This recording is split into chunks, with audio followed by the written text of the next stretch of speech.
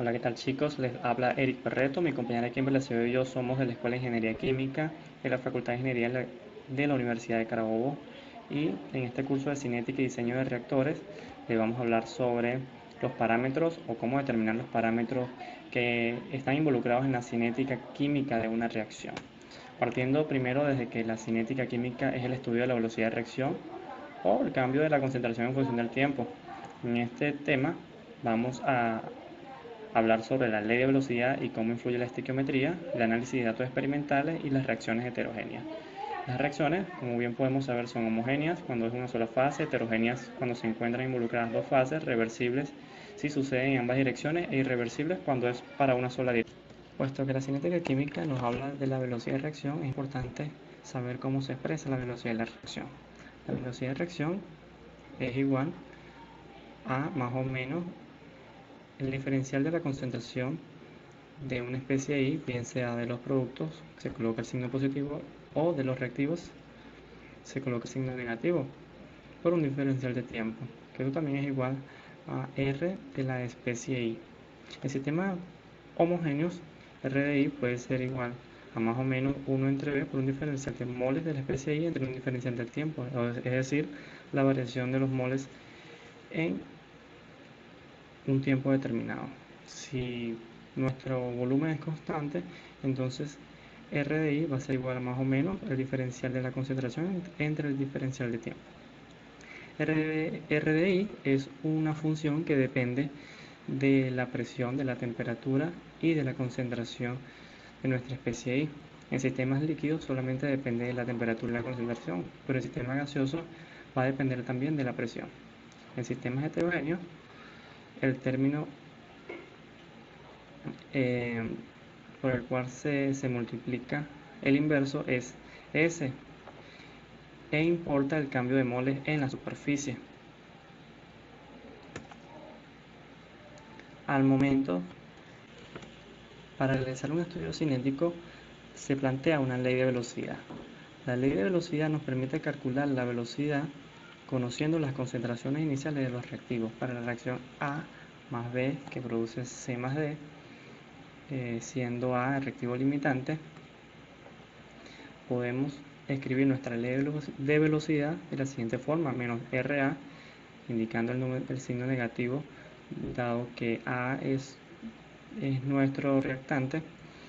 Esto va a ser igual a K, que es una constante de velocidad de reacción específica, la cual depende de la temperatura, por F, que es una función que depende de la concentración de A y la concentración de B, la concentración de C, D, dependiendo de cuántos reactantes estén involucrados en la ley de velocidad.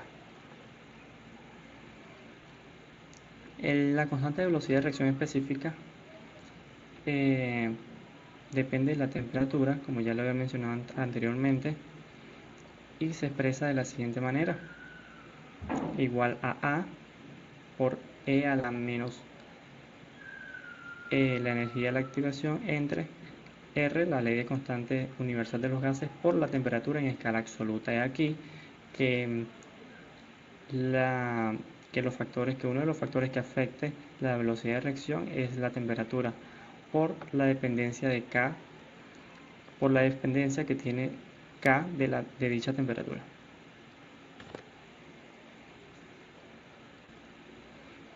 Cuando nosotros planteamos la ley de velocidad, esta ley tiene un orden. Ese orden de la reacción para la ecuación anterior puede escribirse de la siguiente manera: siendo la concentración de A y de B elevado a una potencia alfa y beta, donde alfa y beta son los órdenes de A y B respectivamente, y además la suma de alfa y beta es el orden global de la reacción. Podemos tener reacciones de orden 0, orden 1, orden 2, orden 3, incluso un orden de número fraccionario.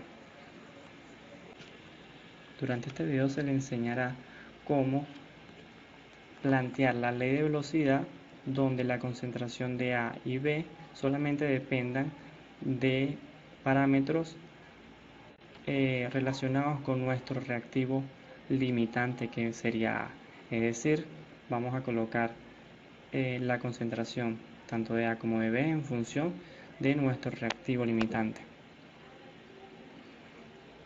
Para ello se utiliza una herramienta bastante útil, que es la tabla estequiométrica. Para aplicar la tabla estequiométrica debemos conocer lo que es la conversión, y la conversión es una fracción que indica cuánto se consume con respecto al alimentado del reactivo limitante. Para un sistema discontinuo, tenemos la siguiente reacción, y la conversión va a ser igual a lo consumido entre lo alimentado.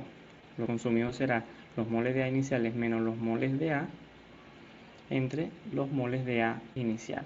Reordenando la ecuación, quedaría los moles de A, que son los moles que quedan en el reactor, va a ser igual a los moles de A iniciales menos los moles de A iniciales por la conversión de A. ¿Qué es lo que se consume por? Ahora bien, podemos construir, o un ejemplo de la construcción de la tabla estequiométrica es la siguiente, donde podemos colocar las especies, lo que tenemos inicialmente de nuestras especies y lo que se consume o se produce en el tiempo. Además vamos a considerar que para que tita sub i el tita de la especie i va a ser igual a los moles iniciales de la especie i entre los moles iniciales de A. Partiendo desde este punto, los moles que quedan en el reactor de cada una de las especies, tanto para A será igual a los moles iniciales de A, que multiplica 1 menos la conversión de A. Para los moles de B va a ser igual a los moles iniciales de A, que multiplica A tita sub B menos el coeficiente estequiométrico de B entre A por la conversión de A. Los moles que quedan en el reactor de C van a ser iguales a los moles iniciales de A por la tita sub C más el coeficiente estequiométrico de C entre A por la conversión de A, y lo mismo aplica para los moles que quedan en el reactor de D, considerando o teniendo en cuenta de que como es un producto, se debe colocar también el signo positivo. Aquí vemos cómo podemos plantear los moles de cada uno de las especies involucradas en función de nuestro reactivo limitante, que sería A. Si nosotros consideramos que el volumen se mantiene constante, es decir, que el volumen es igual al volumen inicial, en fase líquida, para que esto se cumpla, la densidad de la mezcla debe ser constante, y en fase gaseosa el recipiente debe ser rígido. Entonces la concentración de la especie sub i va a ser igual a los moles de la especie i entre el volumen. Nos queda entonces para cada especie la concentración expresada de la siguiente manera. Den pause y analicen la expresión.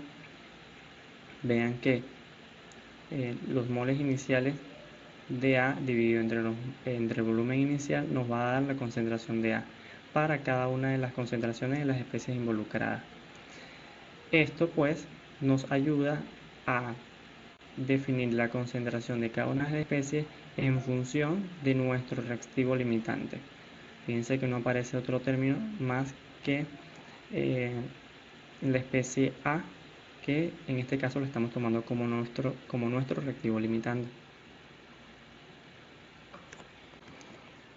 Pero ¿qué sucede cuando el volumen es variable? Si el volumen es variable, vamos a tener una función que depende de la conversión de A.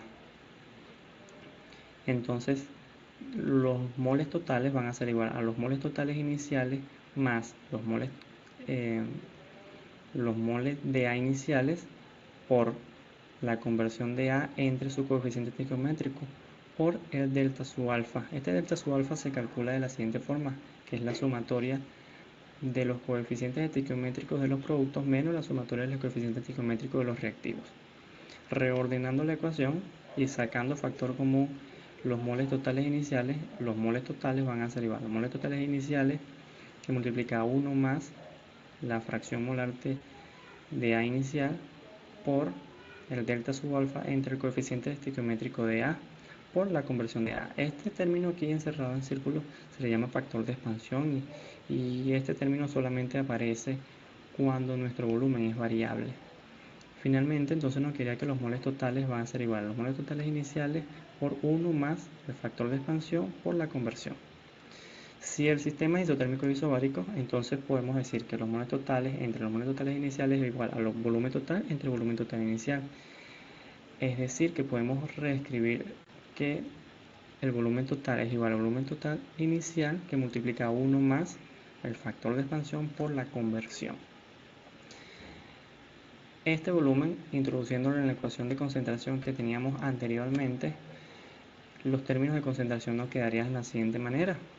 Aquí ya hacemos un parado a nuestro video para que analicen dónde sustituyo mi ecuación de volumen y vean que finalmente la concentración de A va a ser igual a la concentración inicial de A por 1 menos la conversión de A entre 1 más el factor de expansión por la conversión.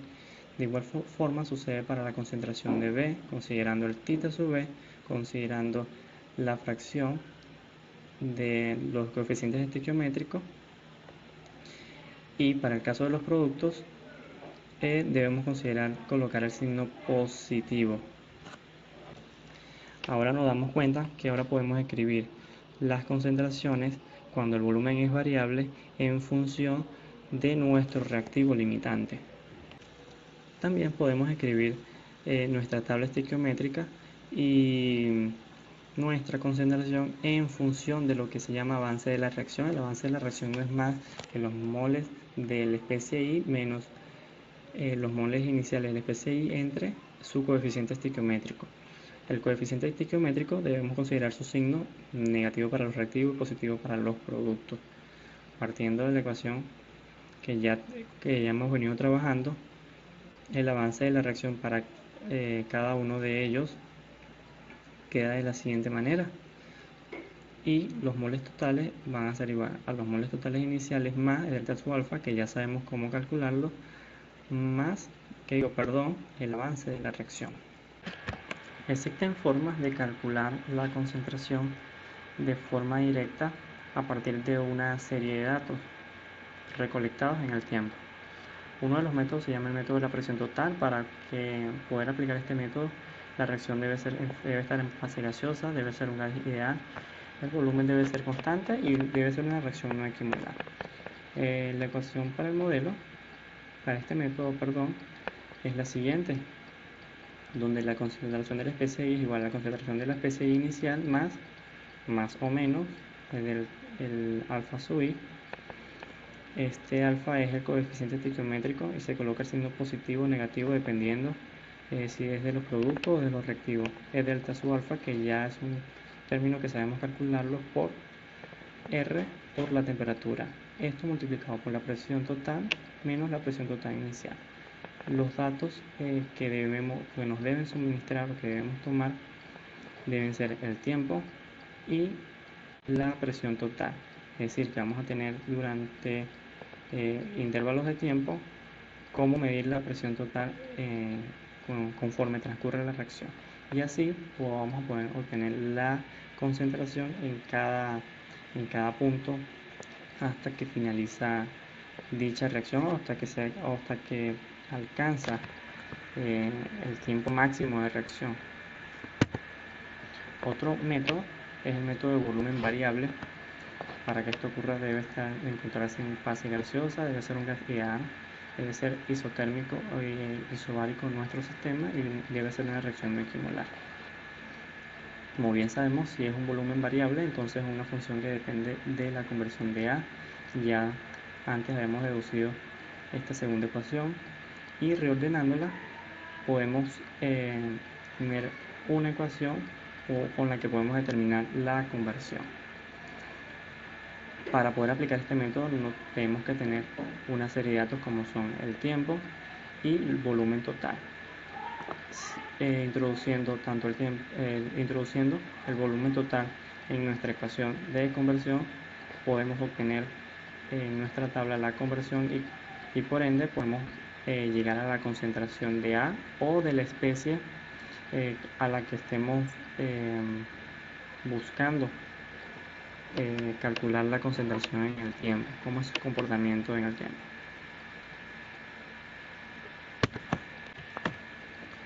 Ya antes hemos hablado en sistemas discontinuos cuando podemos controlar la temperatura y la presión o cuando estas permanecen igual.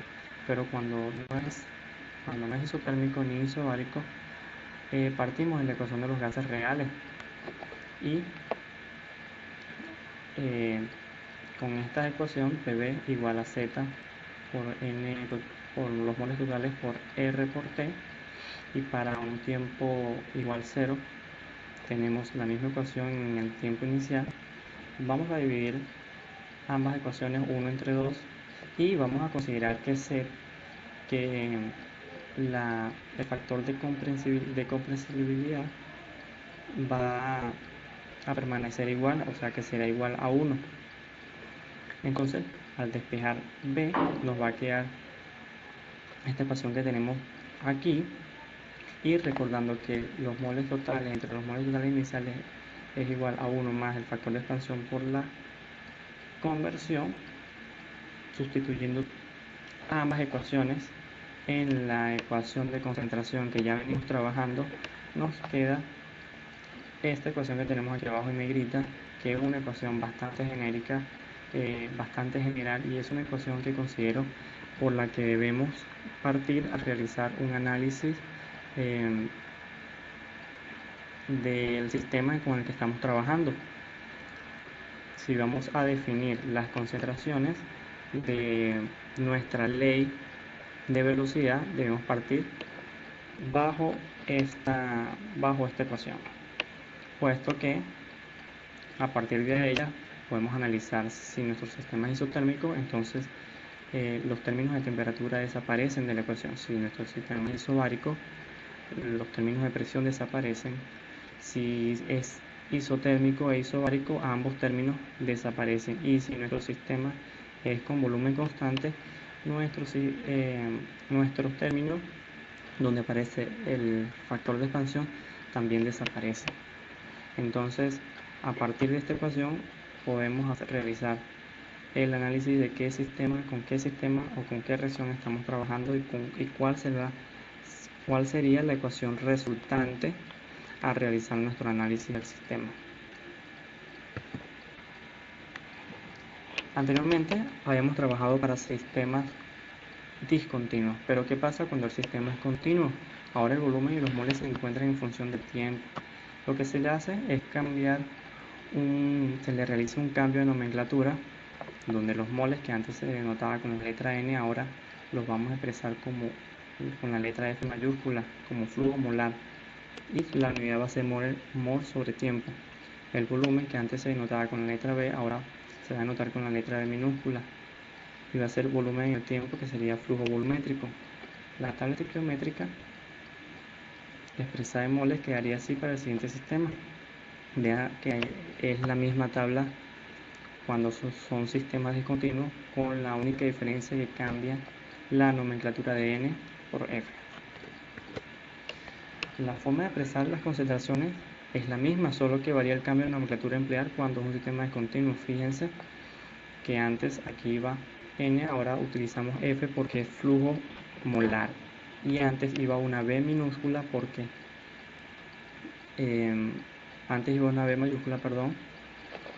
porque era volumen, ahora va una B minúscula porque es flujo volumétrico. Aquí pueden ver cuál es la ecuación utilizada para cada una de las concentraciones involucradas en el sistema o en la reacción. Además pueden ver en ella que todas dependen de lo que inicialmente consideramos nuestro reactivo limitante, que sería el SpCa. Fíjense que tanto la conversión como el flujo molar aparece en todas las ecuaciones de concentración.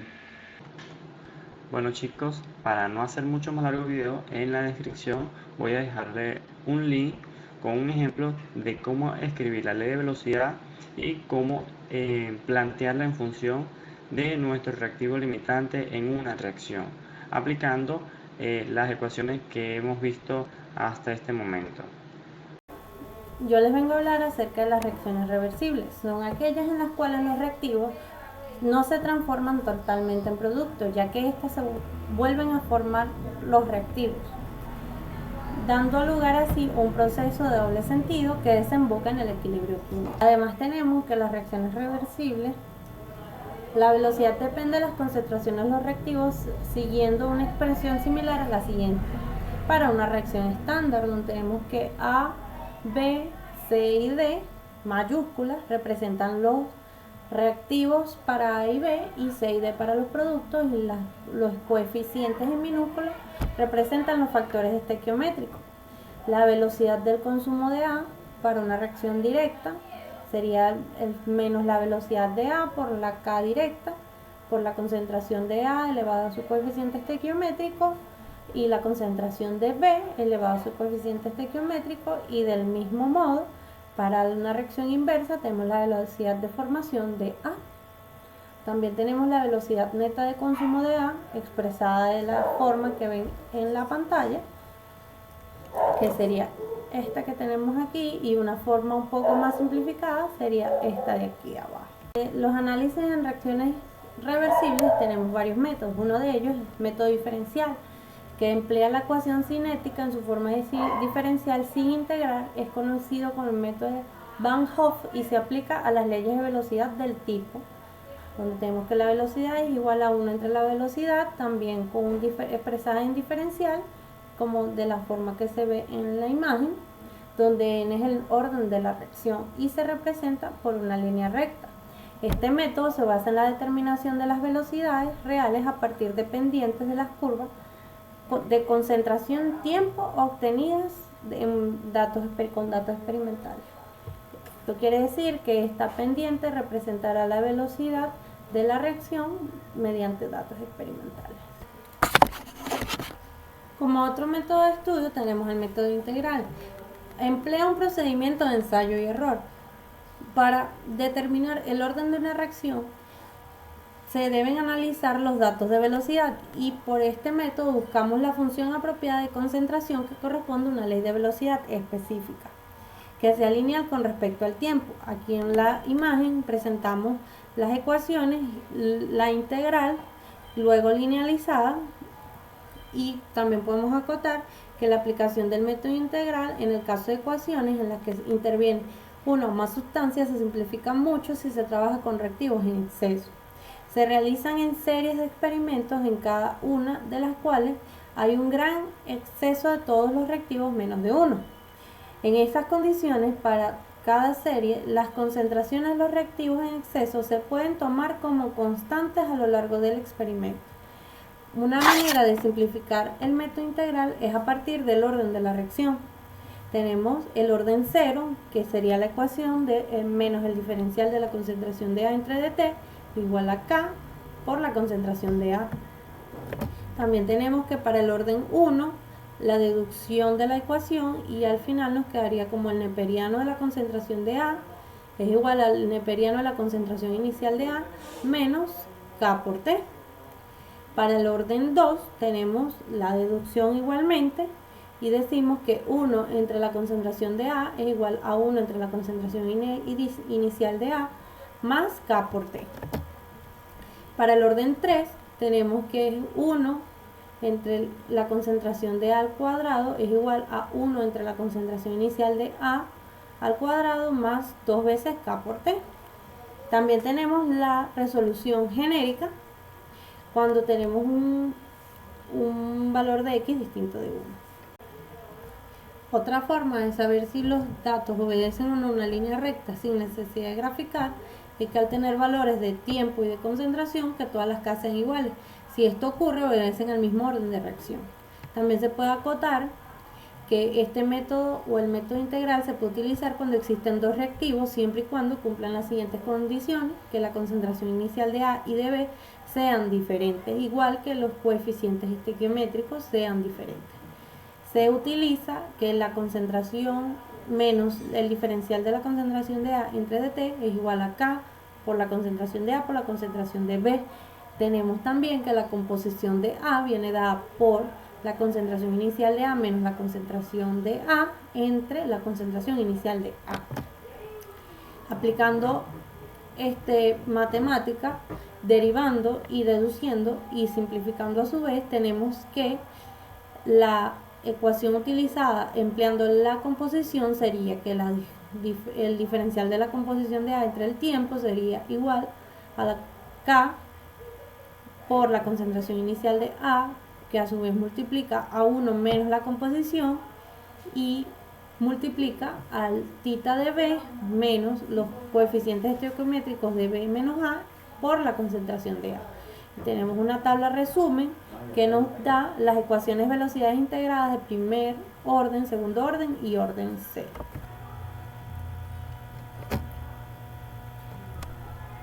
Tenemos la velocidad de reacción y temperatura. Ecuación de Arrhenius. La ecuación de Arrhenius viene dada por K es igual a la A por el número de Euler a la menos energía de activación R por T, donde definimos estas variables como K, la constante cinética de reacción o constante de velocidad, A, el factor de frecuencia o factor preexponencial con las mismas unidades de K, es la frecuencia con la que se producen las colisiones, es en la mezcla reactiva por unidad de volumen. La energía de activación viene dada por kilojoule por mol a la menos 1 y es la energía cinética mínima de colisión necesaria para que la reacción ocurra. El término E a la menos o número de Euler a la menos energía de activación R por T es la fracción de las colisiones suficiente para reaccionar. Esta fracción aumenta cuando T aumenta o la temperatura aumenta. Debido a esto, el signo negativo en ese factor. Tenemos a R como la constante de los gases ideales y a T como la temperatura absoluta en Kelvin. En la gráfica podemos observar la energía versus el avance de la reacción, donde tenemos a los reactivos suben y aumentan una cresta cuando llegan a su punto máximo, que sería el complejo de activado. Ese gradiente que ocurre ahí entre los reactivos y ese máximo de la cresta sería la energía de activación y luego baja hasta la formación de los productos. Para la ecuación de Arrhenius en su forma logarítmica tenemos esta ecuación, donde tenemos que el logaritmo neperiano de K versus la 1 menos entre la temperatura da como pendiente menos la energía de activación por R y la ordenada es igual al logaritmo neperiano de A. En la siguiente gráfica, que es esta que tenemos por ahí, podemos decir que la energía de activación alta corresponde a una velocidad de reacción muy sensible a la temperatura. La representación de Arrhenius tiene una pendiente grande y al revés, una energía de activación pequeña corresponde a una velocidad de reacción relativamente insensible a cambios de temperatura. Por último, vamos a definir las reacciones heterogéneas. Reacciones catalíticas heterogéneas las vamos a definir un poquito más adelante. Tenemos fluido sólido, un catalizador. Tenemos los términos como absorción, que es el fenómeno por el cual un sólido o un líquido atraen y retienen en una superficie gases, vapores líquidos o cuerpos disueltos. Tenemos la desorción, que es una operación unitaria contraria a la absorción. Por ejemplo, cuando un gas disuelto en un líquido es arrastrado por otro gas inerte y así eliminado. Tenemos la reacción superficial, que es cuando se produce únicamente en la superficie, como sucede con los catalizadores sólidos y absorbentes. Aquí tenemos la catálisis heterogénea, que es la reacción que se produce en la región interfacial, así para una reacción donde los reactivos están en fase gas o en disolución y el catalizador suele presentarse en forma de un sólido. Como sus aplicaciones en la industria, tenemos los aceites vegetales, la fabricación del ácido nítrico, la producción de la gasolina, convertidores catalíticos y la síntesis del amoníaco para fertilizantes. Continuamos con los mecanismos de reacción. El mecanismo de una reacción permite en general mejorar sus condiciones de aplicación y eficacia de la misma. Es la serie de reacciones elementales propuestas para explicar la ecuación de velocidad de la reacción global. A su vez, la reacción global son todas las reacciones, son el resultado de muchas etapas sencillas. Tenemos también un concepto llamado molecularidad de una reacción, es elemental es el número de partículas reactantes que intervienen en ella. Existen unimoleculares, biomoleculares, también trimoleculares y así. También tenemos los mecanismos de reacción. Tenemos reacciones sencillas o elementales. Son aquellas reacciones que ocurren en una sola etapa, es decir, los reactivos chocan entre sí formando productos. Un ejemplo de una reacción elemental es la reacción del óxido nitroso con ozono.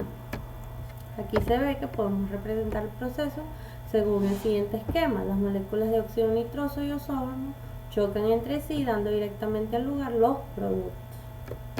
También tenemos reacciones complejas, son aquellas que transcurren en más de un paso. Casi todas las reacciones químicas transcurren de esta forma, en más de un paso. No en todos los casos la ecuación química global está dada por la suma de las etapas elementales. Consideramos la reacción del óxido nítrico y monóxido de carbono. Como se ve, si se observa la suma de las dos etapas de la reacción global es la estequiometría.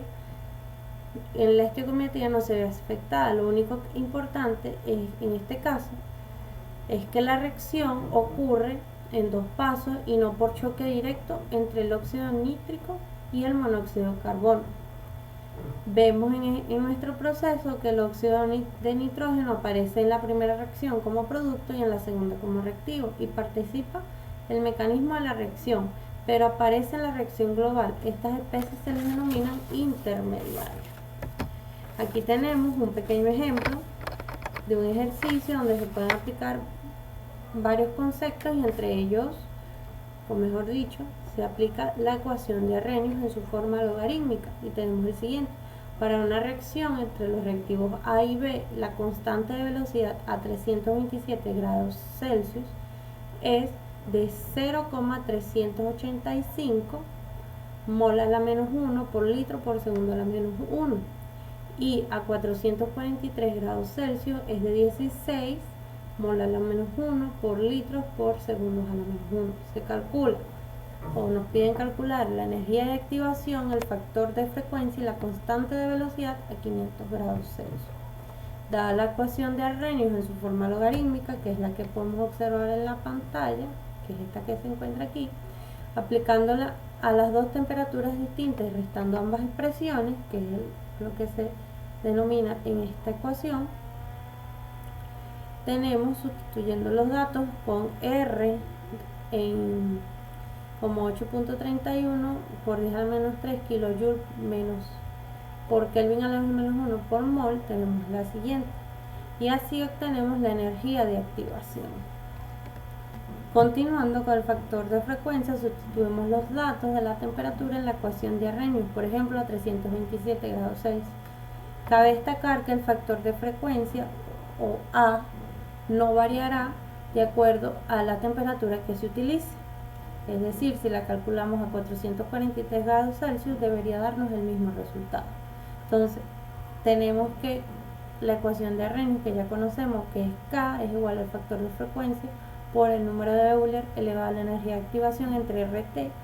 Sustituyendo los datos, tenemos que A es igual a 3.79 por 10 a la 9 mol a la menos 1 litros por segundos a la menos 1. Ahora, por último, sustituimos los datos en la ecuación de Arrhenius para 500 grados Celsius y tenemos que el factor de frecuencia que acabamos de calcular por el número de Euler